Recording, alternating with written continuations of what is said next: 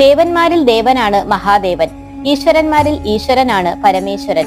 ഈ സ്ഥാനങ്ങളൊക്കെ വന്നുചേരാൻ കാരണം ലോക നന്മയ്ക്കായി ഭഗവാൻ ചെയ്ത ത്യാഗമാണ്. മറ്റു ദേവന്മാരൊക്കെ പാലാഴിയിൽ നിന്ന് ഉയർന്നു വന്ന അമൃത്, കൽപ്പകവൃക്ഷം, കാമധേനു, മഹാലക്ഷ്മി, ഐരാവതം എന്നിവയൊക്കെ സ്വീകരിച്ചപ്പോൾ ദേവാദിദേവനായ മഹാദേവൻ സ്വീകരിച്ചത് ലോകത്തെ മുഴുവൻ നശിപ്പിക്കുമായിരുന്ന കാളകൂട വിഷമാണ്. ലോക നന്മയ്ക്കായി ത്യാഗം സഹിച്ച ഭഗവാൻ ത്യാഗികളിൽ രാജാവാണ്. കാളകൂട വിഷം സേവിച്ച മഹാദേവന് ആപത്തൊന്നും വരാതിരിക്കാൻ പാർവതീദേവി ഉറക്കമിളച്ചിരുന്ന് പ്രാർത്ഥിച്ച ദിവസമാണ് മഹാശിവരാത്രിയായി ആചരിക്കുന്നത് എന്നാണ് ശിവരാത്രിയുമായി ബന്ധപ്പെട്ട ഒരു ഐതിഹ്യം.